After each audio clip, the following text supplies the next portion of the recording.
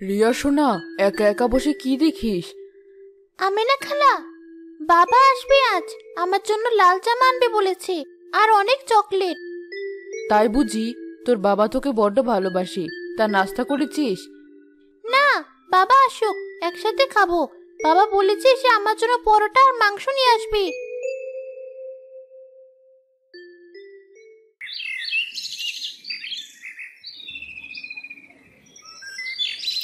রিয়া, মা আমার, কই রে তুই?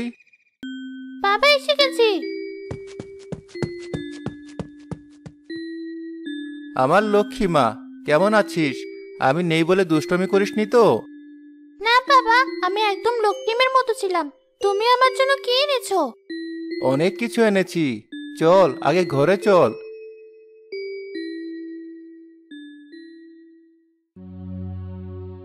ঘরের অবস্থা তো ভালো না মা, সব দেখছি অগোছালো। আমি কি করব বাবা, সব তো আমি পারি না।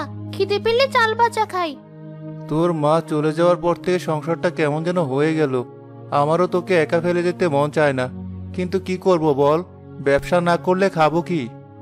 তুমি আর কোথাও যেও না বাবা, আমার একা একা ভয় করে। আচ্ছা, আর যাব না, এখন থেকে তোর সাথেই থাকবো।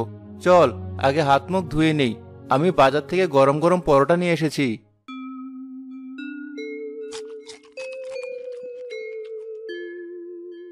কি ভাবছো বাবা?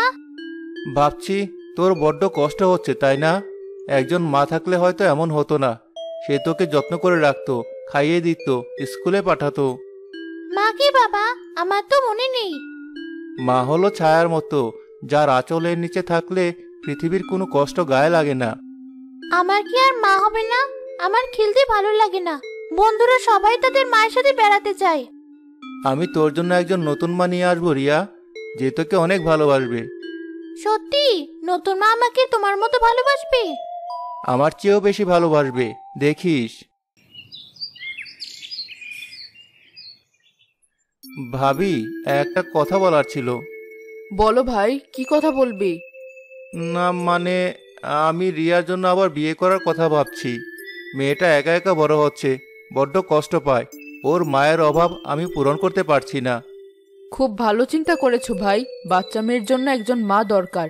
আমার নজরে একটা মেয়ে আছে, পাশের গ্রামের মেয়ে, নাম শাহানা। খুব শান্তশিষ্ট আর ভালো মেয়ে। বাবা মা নেই, চাচার কাছে মানুষ হয়েছে। আপনি যদি একটু কথা বলতেন ভাবি। আমার কিছু চাই না, শুধু আমার রিয়াকে যেন সে নিজের মেয়ের মতো দেখে। সে নিয়ে তুমি নিশ্চিন্তে থাকো, আমি নিজে গিয়ে কথা বলবো। শাহানা এমন মেয়েই না, সে রিয়ার কষ্ট বুঝবে। জামিলের বাড়িতে শাহানা বউ হয়ে আসে। রিয়া, এদিকে আয় মা, দেখ তোর নতুন মা এসেছে।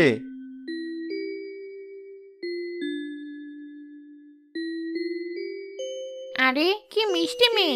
এসো মা, আজ থেকে আমি তোমার মা। আমাকে ভয় পেও না। তুমি আমাকে মারবে না তো? ছি ছি, নিজের মেয়েকে কেউ মারে? এখন থেকে আমরা একসাথে খেলবো, গল্প করব, ঘুরতে যাব, ঠিক আছে? ঠিক আছে মা। যাক, বাঁচা গেল। শাহানা, আমার মেয়েটা কিন্তু আমার কলিজার টুকরা, ওর যেন কোনো অযত্ন না হয়। আপনি একটুও চিন্তা করবেন না, রিয়া আজ থেকে আমারও মেয়ে, ওর কোনো কষ্ট আমি হতে দেব না। কয়েক সপ্তাহ কেটে যায়, শাহানার ব্যবহারে সবাই মুগ্ধ। জামিলের মন থেকে সব চিন্তা দূর হয়ে যায়। শাহানা, আমি ভাবছিলাম ব্যবসার কাজে তো আমাকে আবার বাইরে যেতে হবে। এবার প্রায় 1 মাসের সফর, চট্টগ্রাম যেতে হবে। এর মধ্যেই মাত্রই তো এলেন। কি করব বলো, যেতে তো হবেই, পেট তো চালাতে হবে। আমি ভাবছিলাম রিয়ার জন্য। আপনি রিয়ার জন্য এক বিন্দুও চিন্তা করবেন না, আমি আছি না, আমি ওকে দেখে রাখবো। আপনি শুধু নিজের খেয়াল রাখবেন আর তাড়াতাড়ি ফিরে আসবেন। তুমি আছো বলে আমি ভরসা পাচ্ছি শাহানা, না হলে এই মেয়েকে একা রেখে আমি এক পাও নড়তে পারতাম না। আমি কাল সকালে রওনা দেব। ঠিক আছে, আমি সব গুছিয়ে রাখবো।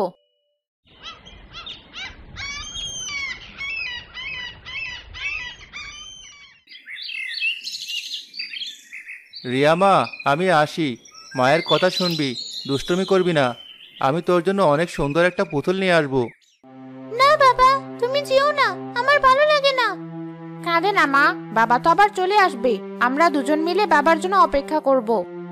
আসি শাহানা, মেয়েটাকে দেখে রেখো। সাবধানে যাবেন। জামিল চোখের আড়াল হতেই শাহানার মুখের মিষ্টি হাসিটা মিলে গিয়ে এক ভয়ঙ্কর কঠোরতা ফুটে ওঠে। সে রিয়ার হাত ধরে এক ঝটকায় তাকে ভেতরে নিয়ে আসে। মা লাগছে। মা? কোন মা? আমি তোর মা নই। আজ থেকে তোর আসল জীবন শুরু। চল রান্নাঘরে চল, হাঁড়ি পাতিল সব পড়ে আছে, সব মেজে পরিষ্কার করবি। আমি তো পারি না। পারিস না মানে? আজ থেকে সব পারতে হবে।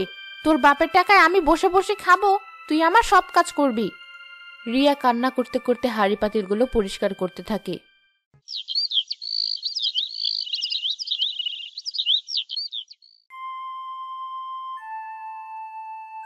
এই মেয়ে, এখনো ঘুমোচ্ছিস? ওঠ, সূর্য মাথার উপর উঠে গেছে। বাড়ির কাজ কে করবে? তোর বাপ। মা, আর একটু ঘুমোতে দাও না। খবরদার, আমাকে আর মা বলে ডাকবি না। আমি তোর জম। ওঠ বলছি। উঠোন ঝাড় দে, তারপর ঘর মুছবি, এরপর পুকুর থেকে পানি এনে দিবি। আমার খিদে পেয়েছে। কাজের আগে কোনো খাওয়া নেই, সব কাজ শেষ করবি, তারপর যদি কিছু বাঁচে তবে পাবি। যা। সারাদিন ধরে রিয়াকে দিয়ে বাড়ির সব কাজ করায় শাহানা। দুপুর এসে যখন ভালো মন্দ খায়, রিয়াকে দেওয়া হয় পান্তা ভাত আর লবণ। মা, আমাকে একটু তরকারি দাও, খালি লবণ আর ভাত তো খেতে পারছি না। এত শখ কেন? যা দিয়েছি চুপচাপ খেয়ে নে, নইলে ওটাও জুটবে না। তোর বাবা তোকে মাথায় তুলে রেখেছে, আমি তোকে পায়ের নিচে রাখবো।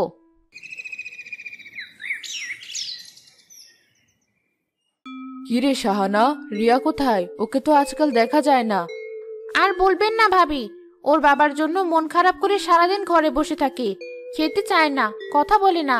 আমি তো চিন্তায় মরে যাচ্ছি। আহারে, মা মরা মেয়ে তো, একটু বেশি করে আদর দিস, যত্ন করিস, দেখবি সব ঠিক হয়ে যাবে।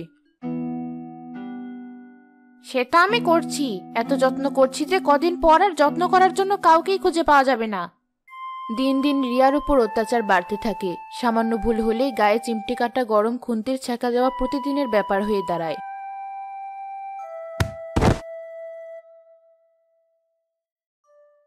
বাবা, তুমি তাড়াতাড়ি ফিরে এসো, আমি আর পারছি না। এই মা খুব খারাপ, আমাকে অনেক মারে, আমাকে খেতে দেয় না।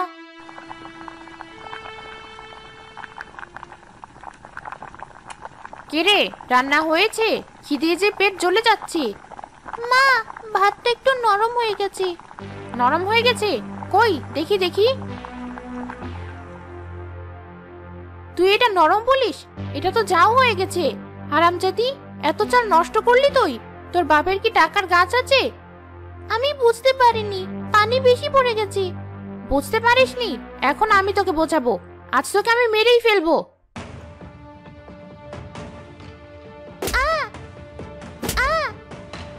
আমাকে আর মেরো না, আমি মরে যাব। মর, তুই মরলেই আমি বাঁচি। আপদ কোথাকার, আজ তোর খাওয়া বন্ধ। এই গোদাম ঘরে গিয়ে পড়ে থাক, এদিকে ভুলেও আসবি না। শাহানা রক্তাক্ত রিয়াকে টেনে হিচড়ে বাড়ির কোণের ছোট্ট একটা গুদাম ঘরে নিয়ে যায় এবং বাইরে থেকে তালা লাগিয়ে দেয়।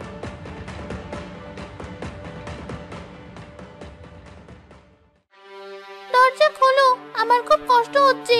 পানি, একটু পানি দাও। সারা রাত ধরে রিয়া যন্ত্রণায় কাতরাতে থাকে। তার ছোট্ট শরীরটা অত্যাচার সহ্য করতে পারে না। ভোরের আলো ফোটার আগেই তার নিথর দেহটা গুদাম ঘরের ঠান্ডা মেঝেতে চিরতরে শান্ত হয়ে যায়।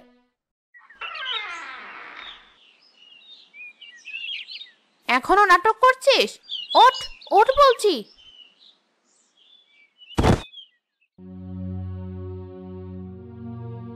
এ তো মরে গেছে। সর্বনাশ, এখন কি হবে? জামিল ফিরলে আমি কি জবাব দেব? পুলিশ, পুলিশ যদি জানতে পারে? কেউ জানবে না, কেউ কোনোদিন জানতে পারবে না। আজ রাতেই এর একটা ব্যবস্থা করতে হবে। গভীর রাতে সবাই যখন ঘুমিয়ে পড়েছে, শাহানা চুপি চুপি কোদাল হাতে বাড়ির পেছনের বাগানে যায়। একটা গর্ত খুঁড়ে রিয়ার নিথর দেহ সেখানে পুঁতে মাটি সমান করে উপরে শশার বীজ পুঁতে পানি দিয়ে ফিরে আসে সে।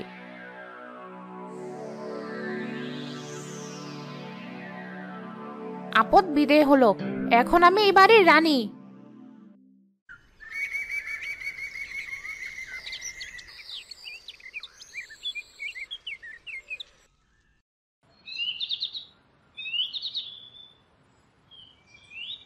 রিয়া, রিয়া মা, দেখ তোর বাবা এসে গেছে। আপনি এসেছেন? সর্বনাশ হয়ে গেছে। কি হয়েছে? রিয়া কই? আমার রিয়া ঠিক আছে তো? আমি কি করে বলি, আপনার আদরের মেয়ে আমাকে একা ফেলে চলে গেছে। চলে গেছে মানে? কোথায় গেছে? কি বলছো এসব? আপনি চলে যাওয়ার পরের দিন আমি ওকে বকা দিয়েছিলাম, পড়ার জন্য চাপ দিয়েছিলাম। এই সামান্য কথাতেই মেয়েটা এমন অভিমান করলো, আমাকে বলল তুমি আমার কেউ না, আমি বাবার কাছে চলে যাব। আমি ভেবেছিলাম ছোট মানুষ, রাগ করে বলেছে, কিন্তু পরদিন সকালে উঠে দেখিও ঘরে নেই।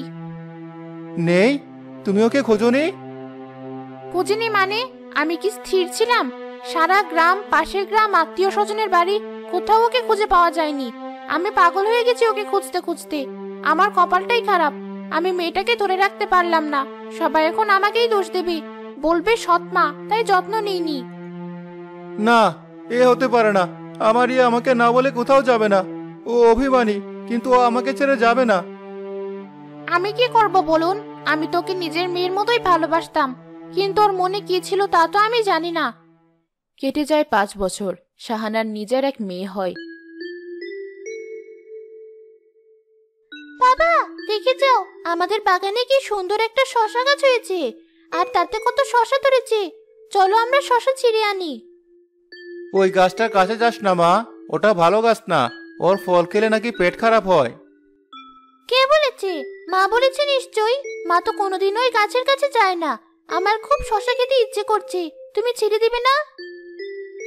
আচ্ছা চল, তোর যখন এত ইচ্ছে, তখন আজ একটা চিড়েই দেখি কি হয়। কি সুন্দর! ওই বড়টা ছিল বাবা, ওটা সবচেয়ে সুন্দর। আচ্ছা, ওটাই দিচ্ছি।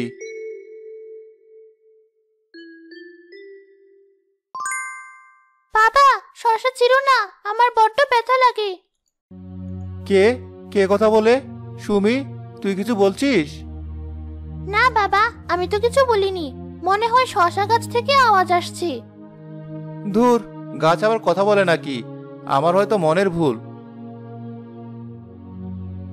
বাবা, আমি রিয়া, তোমার হারিয়ে যাওয়া মেয়ে। শসা ছিঁড়ো না বাবা, এই লতার প্রতিটি শিরায় আমার রক্ত, প্রতিটি পাতায় আমার নিঃশ্বাস। এই শসাগুলো আমার বুকের পাঁজর, ছিলে আমার খুব কষ্ট হয়। তুমি যদি রিয়া হও তবে বলো, বলো কি হয়েছিল তোমার? তুমি কোথায় হারিয়ে গিয়েছিলে? আমি কোথাও হারিয়ে যাইনি বাবা। যেদিন তুমি ব্যবসার কাজে গেলে, সেদিন থেকে আমার উপর নতুন মায়ের অত্যাচার শুরু হয়েছিল।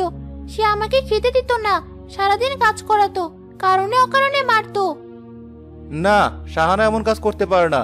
সে তো তোমাকে খুব ভালোবাসতো। সব অভিনয় ছিল, সব মিথ্যা। যেদিন তুমি ফিরবে তার কিছুদিন আগে আমি রান্না করতে গিয়ে ভুল করে ভাত নরম করে ফেলেছিলাম। সেই অপরাধে নতুন মা আমাকে লাঠি দিয়ে পিটিয়েছিল। আমার সারা শরীর দিয়ে রক্ত পড়ছিল, আমি যন্ত্রণায় ছটফট করছিলাম। তারপর তারপর কি হলো মা? সে আমাকে আত্মরা অবস্থায় গুদাম ঘরে আটকে রেখেছিল। আমি সারা রাত ধরে যন্ত্রণায় কেঁদেছি, একটু পানির জন্য চিৎকার করেছি, কেউ আসেনি। ভোর হওয়ার আগে আমি মারা যাই। হে সৃষ্টিকর্তা, এ আমি কি শুনছি? আমার মৃত্যুর পর সেই রাতের আধারে এই বাগানে গর্ত করে মাটি চাপা দেয়, আর আমার কবরের উপর একটা শসার বীজ পুঁতে দিয়েছিল, যাতে কেউ কিছু সন্দেহ করতে না পারে। আমি সেই শসা গাছ। আমি এতদিন তোমার জন্য অপেক্ষা করছিলাম। আমি জানতাম তুমি একদিন আসবে। আমি কেমন বাবা? আমি আমার মেয়েকে রক্ষা করতে পারলাম না। আমি ওই ডাইনির মিষ্টি কথায় ভুলেছিলাম। আমি আমার মানিককে একজন খুনির হাতে তুলে দিয়েছিলাম। আমাকে ক্ষমা করিস মা, আমাকে ক্ষমা করিস। কেঁদো না বাবা, তোমার কোনো দোষ নেই। তুমি তো কিছুই জানতে না, এখন তুমি সব জেনেছো। তুমি আমার মৃত্যুর বিচার করো। ওই নিষ্ঠুর মহিলাকে তার পাপের শাস্তি দিও, তাহলেই আমি শান্তি পাবো। আমি বিচার করব মা, আমি অবশ্যই বিচার করব। আজই তার সব অভিনয়ের দিন শেষ হবে।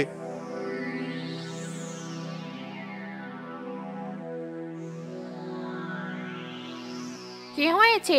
তোমরা ওখান থেকে এমন ভাবে ছুটে এলে কেন? আর তোমার চোখ মুখ এমন লাল কেন? শাহানা, আমার মেয়ে রিয়া কোথায়?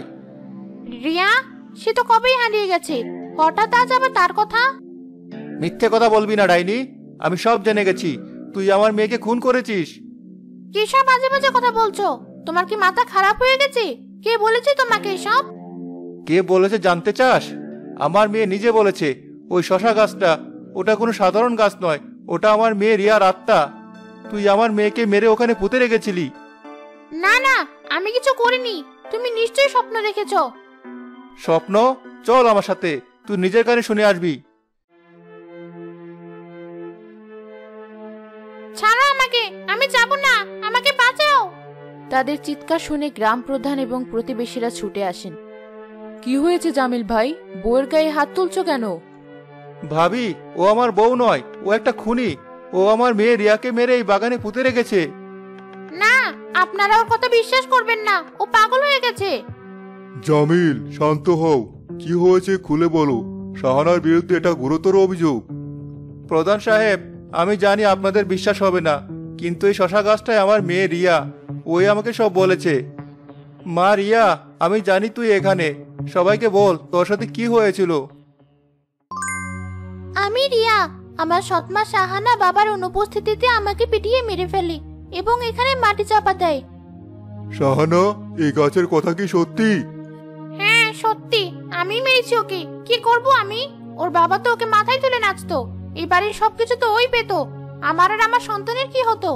আমি আমার ভবিষ্যৎ সুরক্ষিত করেছি, কোনো ভুল করিনি। ওই আপদটাকে সরিয়ে ঠিক কাজ করেছি। জামিল শাহানার দিকে এগিয়ে যেতেই গ্রাম প্রধান তাকে থামিয়ে দেন। থামো জামিল, আইন নিজের হাতে নিও না। কোদাল নিয়ে এসো, আমরা মাটি খুঁড়ে এখনই দেখব।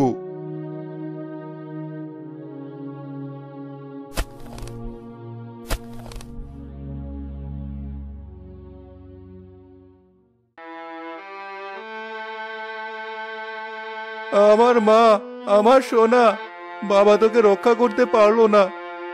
এই মা নামের খুনিকে পুলিশের হাতে তুলে দাও। প্রকৃতি তার মেয়ের হয়ে কথা বলেছে, এখন আইন ওর বিচার করবে। পুলিশ এসে শাহানাকে ধরে নিয়ে যায়।